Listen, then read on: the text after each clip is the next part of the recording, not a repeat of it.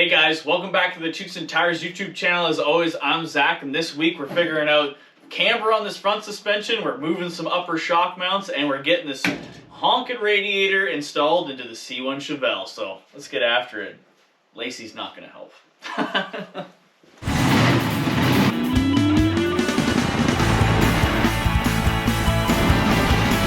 Hey, is that Timmy's? Yeah, because we're in Canada. Alright guys, you already heard what we're trying to accomplish in today's video on the C1 Chevelle, but I figured if you're new here and you don't know what this car is, this is my street legal stock car build. There's a whole playlist on the C1 Chevelle of all the work we've done so far, so definitely get up to speed on that. But before we actually jump into things in this video today, what we're doing, I figured we would just talk about everything I've done off camera on this thing since the last video, since Austin was here. So let's just jump into it. So, you know, we got all these bars in the last video all straightened up here on the front end, but we had a whole bunch of things that were just kind of like hacked off to make this happen. So I just went in with a flap wheel and just tidied up a whole bunch of things. So, you know, it's looking really nice. So we got a nice blank slate so that we can work in this video actually getting the rad in there. But one of the things we've done off camera was actually fixed up a hole behind the steering box. So that was just kind of like a job that I didn't really want to do but needed to happen. So you can see in there we got some 3/16" plate actually like on the bottom. You can see we just got a spacer here on the top to actually straighten the steering box out. So we got it done on both sides. The whole bottom's plated, so that steering box isn't going anywhere. Obviously, if you were just like racing this thing, maybe the hole would have been fine, but since we need to street drive it, we had to fix it. Some other things we've done since in the last video was this like bottom windshield lip. So I've actually picked up a windshield, and big shout out to the guys over at Go Glass in Waterloo. They actually brought that thing in there, and it looks super cool in this thing, and I can't wait to get it in. I did post a picture of it on my stories on Instagram and Facebook, so if you follow me there, you actually would have seen like kind of all this stuff happen. So you know, if you're not following me elsewhere, you're just missing out on content. So that was one job that I did. I actually picked up a shrinker stretcher to make that thing. So I spent a few hours figuring out the shrinker stretcher because I've never used one before in my life. So that's looking awesome. Another thing that we were doing is making this whole top of this firewall watertight, because we're no longer using this like old cavity here just due to the battery box having a huge hole cut into it. So I shaved off like the old vents that were in here. Any little hole I just kind of filled in. So it's going to be nice and smooth there. We do have block off plates that are going to like close off these holes, so that's going to be super cool. Fixed up a little hole here from like an old busted off hood pin. We are going to be putting a new one in. So that's super cool. And another thing that took up a whole bunch of time was actually this battery box whole gutter system. So basically I needed to figure out a way for when the water was actually going to come down the windshield, it was going to go somewhere. So we got some Allen key hardware with rubber washers on here, so hopefully that's going to seal up those two little holes. This lid has a lip on it, so that should be alright. And then this whole thing in here has like this whole gutter thing. So you can actually see it has like a, I don't know what you want to call it, reversed lip. So hopefully when the water comes down there, it's going to hit the lid, go into the gutter, and not get into the inside of the car or the battery box. I did also add a drain into the battery box. It's going to be hard to see, but, oh, sorry. Trying to crawl around this jungle gym. But there's a drain that actually comes out down here through the firewall. So the battery ever did blow up or water got in there, it would have somewhere to drain. So that's, you know, it's looking pretty nice. There's like little loops in there for my threaded rod to hook into to actually hold the battery down. So basically I didn't want to film any of this stuff just because as I'm sitting right now, like on this roll cage is how I was working here, straddling the engine. And yeah, it just would have been a whole bunch of ass shots. So I figured you guys didn't need to see that. Another thing I did off camera, if you actually caught that one maybe in one of the other videos, was that rear firewall piece. I did that when the car was on the hoist. Again, that was just a job that I really didn't want to do just because it was like, my head was in between the drive shaft and I was getting all greasy and stuff, and it was a miserable time. So now let's try to crawl out of this thing here. But now to get into what we're doing in today's video, is we need to change up this like steering geometry for the front suspension, and then we're going to try to get the rad in there. So since this thing was an old race car, they didn't really care about how the camber was. They really just wanted it like with like a whole bunch of camber so it would drive around the track really nicely. But since we're making it a street car, I kind of need it more closer to 0 so that we don't wear off the tires when we're driving this thing. So you can kind of see that there on this one. This one is like really wicked. The other one's not as bad just because this would have been the inside wheel, I'm assuming. So we need to change up how much, or like the space in between here into the load bolt, or jack bolt, whatever you want to call it. So we are going to be cutting these plates off and moving them over. If that's not enough, I have another plan of actually how to get the wheel over in the top. We do need to change the shock placement just because of how that's going there. It's not working right now. We actually need to make it work. So that's going to be a thing we need to figure out in today's video. But I think we can handle it. Basically what I'm going to do is I'm going to get these coil packs off. We're going to like start chopping and cutting stuff to see if we can move that over and actually make this thing have a camber closer to 0. So I think that's what we're going to start on first, and then we'll see where it goes from there. So let's get after it, guys.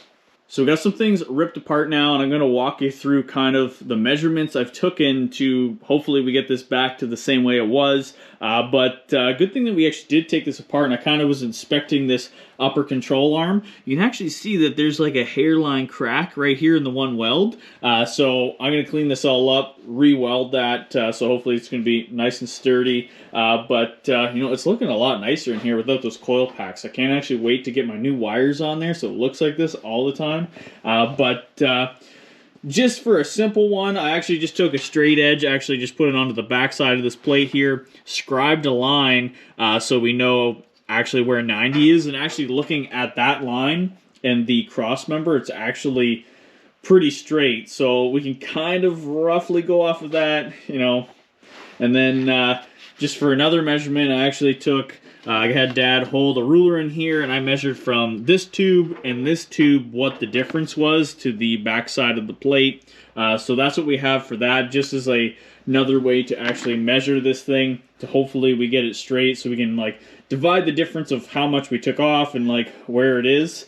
So I'm going to get in here. I'm going to try to cut some of this with the grinder and some of this with the plasma. So I'm probably going to take these arch pieces out with the plasma, and then I'm actually going to try to cut this actual plate off with the grinder. So hopefully that's going to work. We did take the shock off, so we'll be able to mess around with that afterwards. But it's looking promising. Lacey, what do you think? You don't care. You just like that it's warm in here.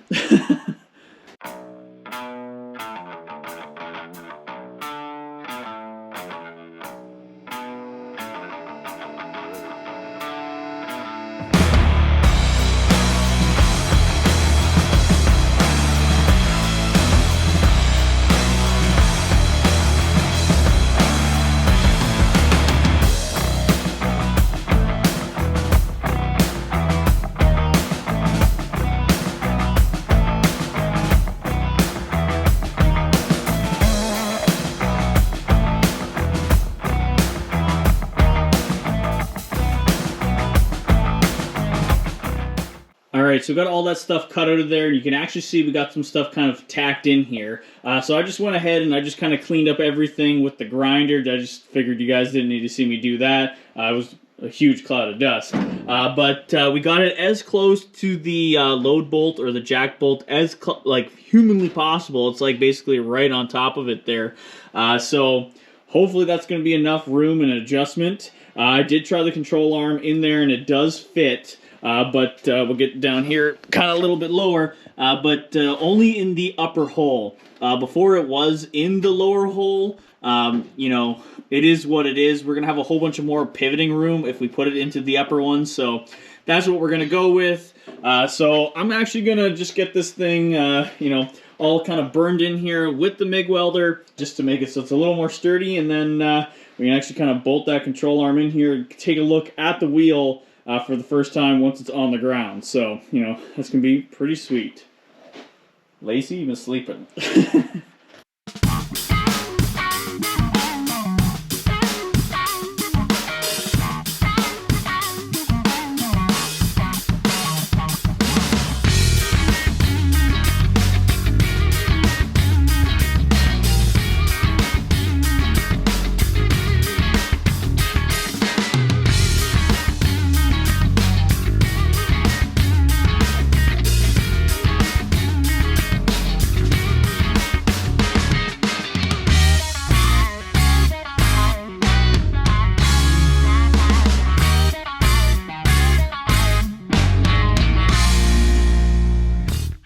Alright, so we got that fully welded out, and we actually bolted the control arm back in, so it's all looking pretty sweet. I still need to fix that control arm, but we just wanted to see what it was going to look like. But you can actually see now that the top of the tire is actually sticking out. So that's going to be a whole lot better. That way that we can actually throw some shims actually up in here, that if we need to, we can always do longer bolts. So we have so much adjustment now with these upper control arms. So I'm going to knock out that other side, and then probably once we do that, we'll come back to actually changing up those upper shock mount locations. So, you know, we're getting somewhere. Lacey, you've been doing nothing but sleeping. So we got both of those upper control arms done now and moved over. So the camber is basically looking the same right now. Both tires are tipped out in the top. So we have miles of room of adjustment for actually bringing them back in. So that's going to be super cool. But we're going to move on to these upper shock mounts now. So if you get looking at these, you can see since we moved the control arm, they would never bolt in back to where they used to be. So we have to move them over just a little bit. And if you actually start looking at these things, they made ball joints that went into the upper shock, so they're greasable. And then these are like probably a center link that they cut up and actually welded onto here. So I'm going to cut these off, but we're going to make up a new mount to actually reuse this shock, because there's nothing wrong with these shocks. They are still super stiff, and I just love the look. So I'm going to get cutting those old mounts off of there, kind of tidy up those tubes a little bit, and then we'll probably come back to once I actually have the pieces made up that I want to weld back into there so that these shocks are going to work properly. Lacey, you going to help or go back to sleeping? Yep, probably sleeping. Alright guys, so I got these upper shock brackets all made up. I figured I'd walk you through the process of me actually making them. I do have some pictures I'll throw up on the screen. If it's a little harder to see what I'm kind of showing, that might show the process a little bit better. So this is kind of what they had on the frame there. I'm assuming this is a center link because they wanted the hole for the ball joint. So I just got the tubes to a point where they were a blank slate, all cleaned up, so we had something to start with. So I found this bar here in the shop. I think it's like 3/4 inches thick by 1 3/4 inches. So I just made up this little template of something that kind of looked, you know, had a nice flow to it, and I was happy with the shape, and I figured that's going to be enough meat to actually get this welded on there. So I made up 2 of those, scribed them all on here, got them to a point where they were getting ready to weld on. But then we had to figure out how to get a hole in it for the ball joint.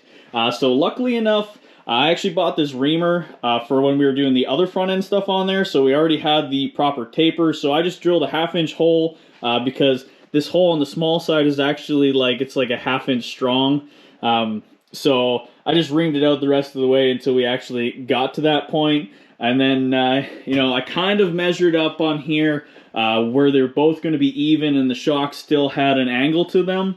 So hopefully this is all going to work out. We got awesome clearance right now, so when we actually go to do the camber adjustment, there should be miles of room. So I got them clamped in there. We're going to get these things buzzed in, all burned onto the tubes in this thing, and then we'll probably come back to when we're actually figuring out this rad. So let's get to it.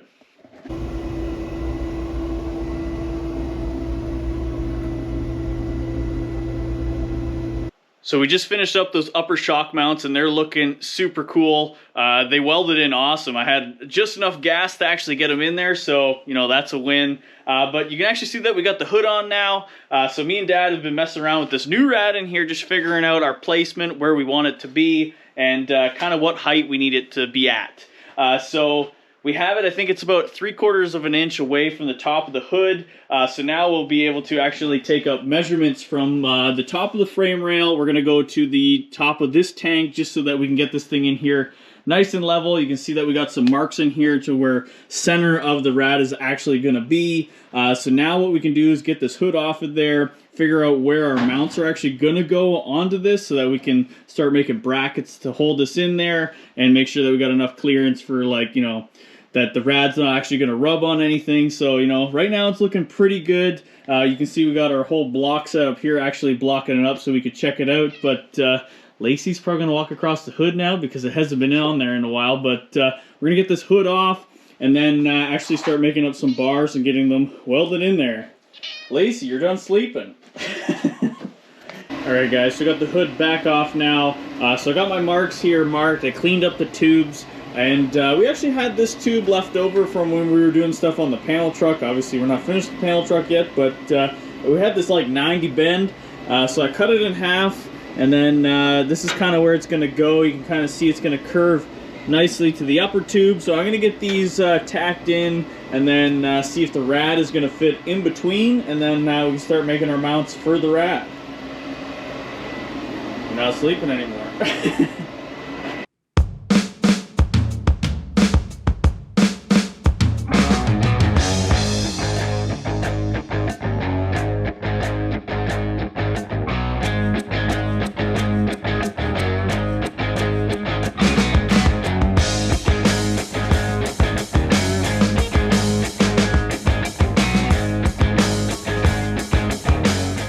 Alright guys, well there we have it. The rad is fully welded in there. These little brackets turned out pretty wicked that I made. I know I didn't show making them, but I figured, you know, they're just a simple little thing. Just got them welded in there, so that's super cool. It's no longer sitting on the blocks in the front, and when you actually look at this thing to the plate on the motor, you can see it's sitting really level. Obviously this bottom bar is like super bent, and this top one isn't perfect either, just because of what we had to fix on this thing, but it's definitely a lot better than what used to be there. So I think the last thing what we're going to do is I'm going to try to get the coolant out of that little Honda Civic rad that's in there, and then we might see about finding some hoses, and then maybe actually throw the electric fan onto the thing that I got for it, and then we're going to call this video good. Lacey, what are you doing? You're in the friggin' shot. So we got this whole radiator setup all figured out, and it's looking awesome. I couldn't be happier on how this thing turned out. All these brackets are looking really sweet. You can see we got the fan shroud in there. We got some hoses on it. These hoses are just going to be just for now. I'm going to try to find some new ones, but you know, we had this stuff laying around. We actually had to do a little coupler on the bottom to be able to make the turns, but that should be good enough just for now to move this thing around the shop. I still got to get some more coolant for this thing, because obviously this radiator is humongous, and compared to that Honda one that was in here, the coolant out of that thing's just not going to cut it. So I got to do that yet. But you know, I couldn't be happier on how this thing turned out. All the little bars and everything that's actually holding it in place. We got it nice and level to the frame. We couldn't go by any of these other bars just because they're all crooked and stuff like that. But yeah, this little fan setup in here is good. It worked out perfect, fit onto this rad like no problem. It's a Flexolite, and I got to give the guys over at the Boss Garage a huge shout out for that. They actually donated this fan setup to the C1 build. So every time I'm going to be sitting in traffic with, like, you know, no overheating problems, I'm going to be thinking about those guys. But I think that's going to do it for this video. We don't have much left to do on the front end of this thing. There's like, I still have to figure out the headlights and stuff like that, and there's going to be wiring down the road. But before we can actually do the headlights, we got to move on to doing doors. So I think that might be something that's going to come up next here. But you guys are just going to have to wait around and find out to see what we come up with. But thank you guys so much for watching. Thank you guys so much for subscribing. And as always, don't forget to salute the beaver. We'll catch you next time.